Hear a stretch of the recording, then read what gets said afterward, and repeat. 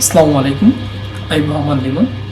সবাইকে JIT institute এর web design and ডেভেলপমেন্টের সিএসএস টিউটোরিয়াল পর্বে স্বাগতম। চলুন আজকের ক্লাস শুরু করা যাক।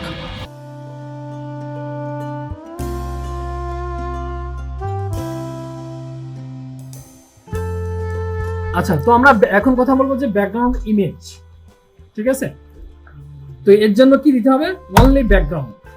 ঠিক আছে, ব্যাকগ্রাউন্ড ইমেজের জন্য আবার ব্যাকগ্রাউন্ড ইমেজ দেওয়ার দরকার নেই। ঠিক আছে, ব্যাকগ্রাউন্ড ইমেজ দিলে কিন্তু আসবে না। ব্যাকগ্রাউন্ড দেন আছে ইউআরএল। ইউআরএল মানে কি? আপনার সোর্স লোকেটর। ঠিক আছে, যে আপনার সোর্সটা কোথায়। আচ্ছা, তো আমরা একটা ইমেজটা ডাউনলোড দিয়ে ফেলি, যে আমাদের রিলেভেন্ট কিছু ইমেজ।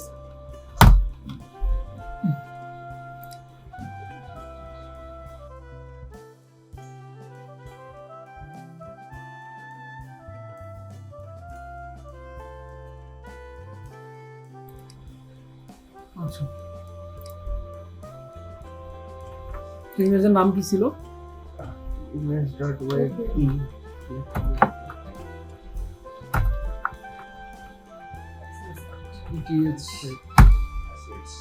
তারপর হচ্ছে ইমেজের নাম দিলাম হচ্ছে ইমেজ।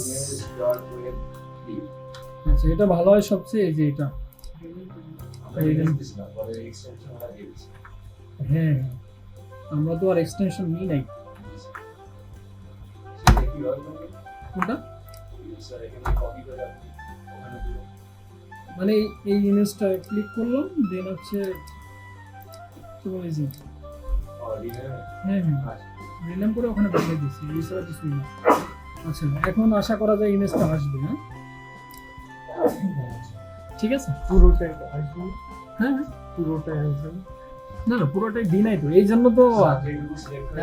হ্যাঁ, এই জন্য তো আজকের ক্লাস। তো আপনি ইমেজ, ব্যাকগ্রাউন্ড যা আছে সবকিছুই পাবেন এখানে। তো হচ্ছে আমি শুধু ব্যাকগ্রাউন্ড ইমেজটা নিলাম, তাই না? ব্যাকগ্রাউন্ড ইমেজ নিলাম, এই নিয়ে আমরা কাজ করব। ব্যাকগ্রাউন্ড ইমেজটা অবশ্যই এটা নিয়ে ঠিক হয় নাই, কারণ আমরা এখানে আরেকটা ইমেজ রাখবো। আচ্ছা, যাই হোক, যে আমরা পরবর্তীতে আবার চেঞ্জ করতে পারবো, সমস্যা নাই। আশা করি ভিডিওটা বুঝতে পেরেছেন। যদি ভিডিওটা ভালো লেগে থাকে তাহলে like, comment, share and subscribe করে পাশে থাকবেন। ধন্যবাদ।